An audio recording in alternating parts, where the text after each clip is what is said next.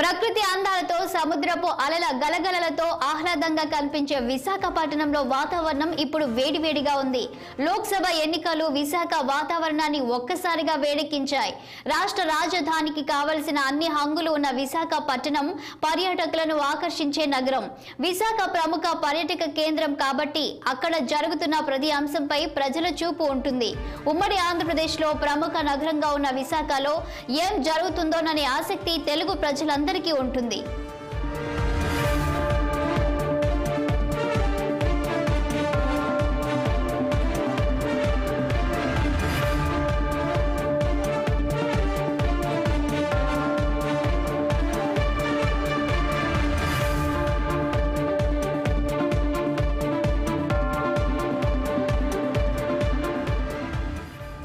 ఈ నేపథ్యంలో విశాఖలో జరుగుతున్న ఎన్నికలపై కూడా తెలుగు వారందరి దృష్టి ఉంటుంది. ప్రస్తుతం విశాఖలో జరుగుతున్న లోక్సభ ఎన్నికల బరిలో ఎవరెవరు ఉన్నారో తెలుసుకుందాం.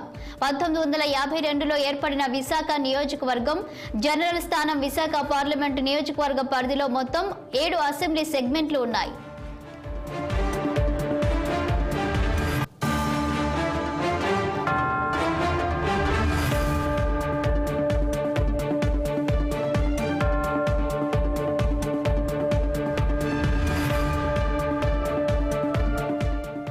శృంగవరపుకోట, భీమిలి, విశాఖ తూర్పు, విశాఖ పశ్చిమ, విశాఖ ఉత్తర, విశాఖ దక్షిణ, గాజువాక నియోజకవర్గాలున్నాయి. విశాఖ పార్లమెంటు నియోజకవర్గంలో మొత్తం ఓటర్ల సంఖ్య 18 లక్షలపై చిలుకు. అందులో పురుష ఓటర్ల సంఖ్య 9.22 లక్షలు కాగా 9.45 లక్షల మంది మహిళా ఓటర్లు ఉన్నారు. 111 మంది ట్రాన్స్జెండర్లు ఉన్నారు. 2019లో లోక్సభ ఎన్నికల్లో టీడీపీకి చెందిన మతుకుమిల్లి భరత్ పై వైసీపీకి చెందిన ఎంబీవీ సత్యనారాయణ స్వల్ప మెజారిటీతో గెలుపొందారు. టీడీపీకి 34.89% ఓట్లు పోలవగా వైసీపీకి 35.24% ఓట్లు పోలయ్యాయి.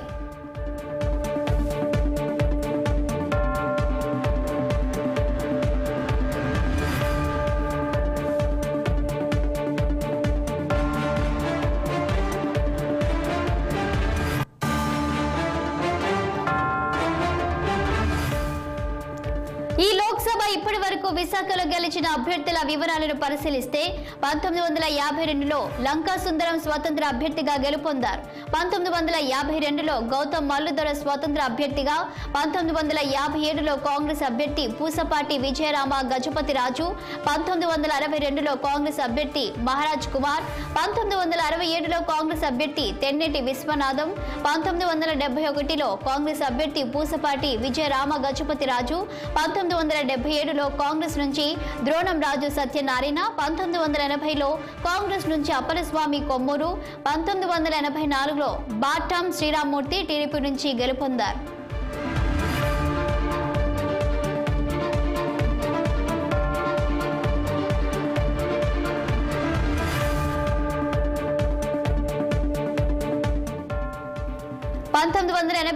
లో కాంగ్రెస్ నుంచి ఉమా గజపతి రాజు, 1991లో టీడీపీ నుంచి ఎంబీవీఎస్ మూర్తి, 2004లో కాంగ్రెస్ నుంచి ఎన్ జనార్దన్ రెడ్డి, 2009లో కాంగ్రెస్ నుంచి పురంధేశ్వరి, 2014లో బీజేపీ నుంచి ఖమ్మంపాటి హరిబాబు గెలుపొందగా 2019లో వైసీపీ నుంచి ఎంబీవీ సత్యనారాయణ విజయం సాధించారు.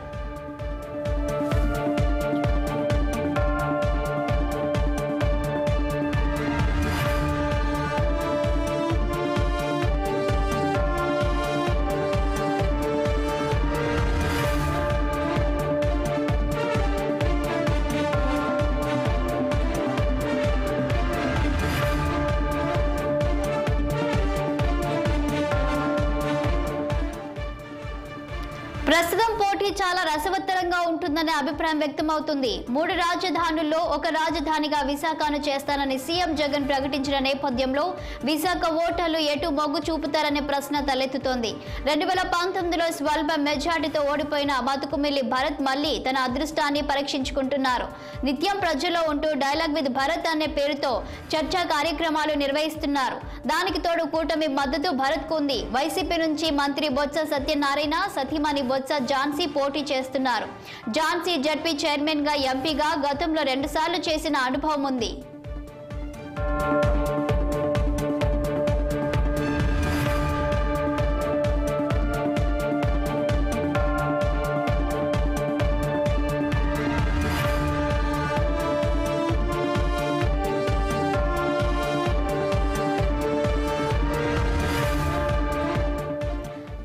నుంచి సినీ నిర్మాత పులుసు సత్యనారాయణ రెడ్డి పోటీ చేస్తున్నారు. బరిలో 3 ప్రధాన పార్టీలు ఉన్నా ప్రధాన పోటీ వైసీపీ టీడీపీల మధ్య ఉంటుందనే అభిప్రాయం వ్యక్తమవుతుంది.